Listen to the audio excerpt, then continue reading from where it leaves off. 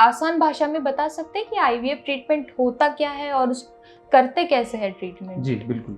सो IVF बताने से पहले मैं ये बताना चाहूँगा कि एक नेचुरल कंसेप्शन कैसे होता है। नेचुरल कंसेप्शन जो कि बहुत सारे हमारे व्यूअर्स को पता होगा कि जो एग्स होते हैं वो सेकेंड डे से एक उनमें से रिक्रूट होता है किसी एक अंडाशय में और वो बढ़ना शुरू होता है साइज़ में।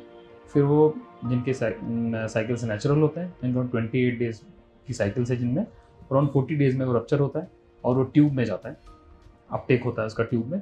फिर उसी टाइम पे आसपास स्पर्म्स भी होते हैं जो संबंध के बाद वहाँ पे उस जननांग में होते हैं। फिर वो ट्रैवल करते हुए यूट्रस के थ्रू, गर्भाशय के थ्रू वो ट्यूब में आते हैं और प्रेगनेंसी वहीं पे होती है, भ्रूण उधर ही बनता है। फिर वो धीमे धीमे होते हुए ट्यूब से होते हुए पहले दिन, दूसरे दिन, तीसरे दिन, चौथे दिन ग्रो होते हुए जब वो गर्भाशय में आता है तो वहाँ पे 5वें या 6ठे दिन इम्प्लांट हो जाता है। तो ये नेचुरल कोर्स होता है प्रेगनेंसी का।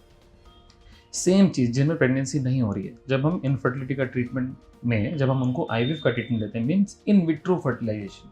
अब इन विट्रो का मतलब होता है जो चीज़ बॉडी में नहीं हो रही। जो चीज़ बॉडी में हो रही है हम उसको बोलते हैं इन विवो।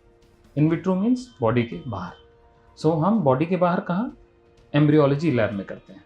तो ये काम हम कैसे करते हैं, हम उस टाइम पे उस जो लेडी है या वाइफ है उनके एग्स को हम स्टिमुलेट करते हैं इंजेक्शन देके ऑन ए डेली बेसिस, जिससे कि वो फॉलिकल्स धीमे धीमे, सारे ही फॉलिकल्स जो अवेलेबल हैं उस साइकिल में वो बड़े होते हैं।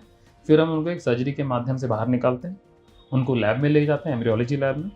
उसी दिन हम हस्बैंड के सीमेन लेते हैं, सीमेन वॉश करके जो स्पर्म्स होते हैं उनको और अंडे के मिलन से फिर हम एम्ब्रियोलॉजी लैब में ही उनके एम्ब्रियोज तैयार करते हैं।